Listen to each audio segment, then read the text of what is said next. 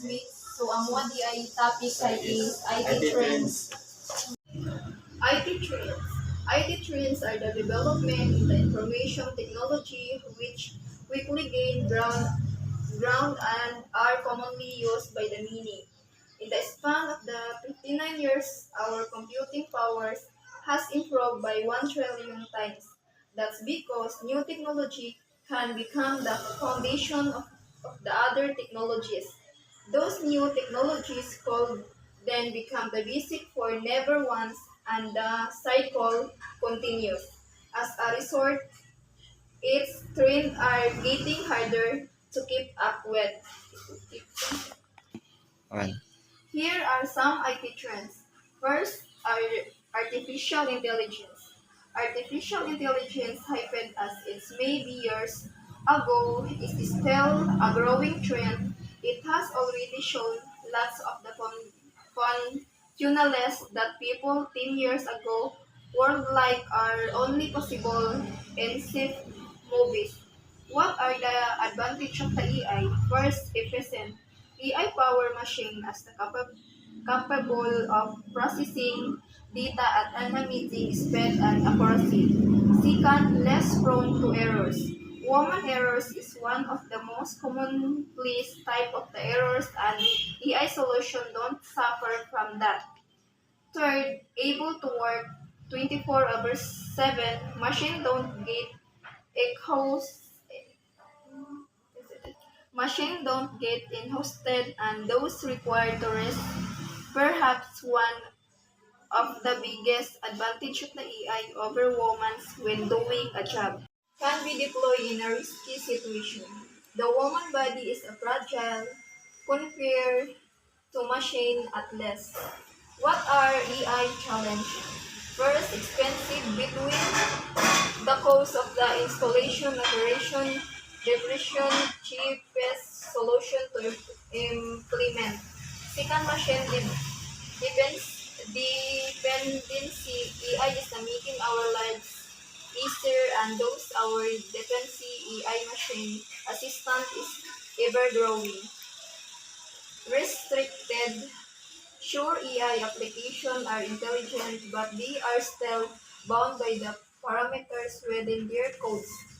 Job loss. There is no shortage of representative and monotonous jobs out there which could be automated. Second, Internet of the Things. Internet of the Things is growing at a ridiculous rate as evident in this lab statistic compilation as of 2019. There are about 26 billion devices installed around the world. Three, One. cybersecurity. Cybersecurity is the old news that never went out of the trend. Nor well if it do new types of cyber trends are being discovered every day. The only things standing between software and the virus and other cybersecurity defenses. What are the less cybersecurity? First, phishing. Second, ransomware. Third, scribe to hacking. Four, cyber physical attack. Five, state sponsor attack. And six, lab attack. Four, alternative to cloud computing. Cloud computing was first perceived a major breakthrough and become the trend. Until it was in implements and it's become the norm while the cloud still means someone become the norm well else computers it's those Intel and pre-Sonora of benefits.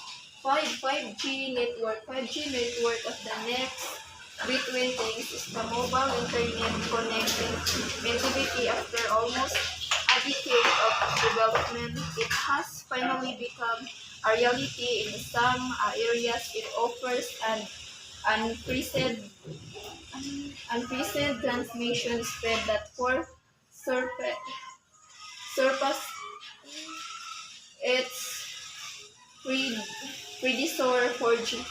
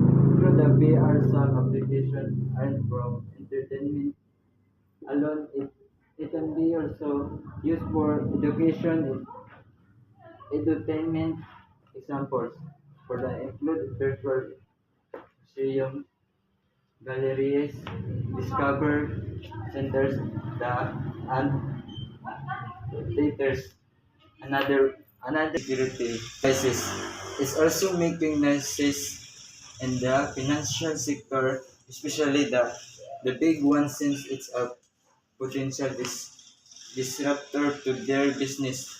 And in the light, it's more likely that the upstarts will be the ones of offer services built around blockchain. The emergence of the technology, however, does not signal the end of cryptocurrencies. In fact, Bitcoin is still a big thing, and there are other cryptocurrencies. So what's out for this includes Tether, Ripple, and Ethereum, who are all making their way to improve upon Bitcoin.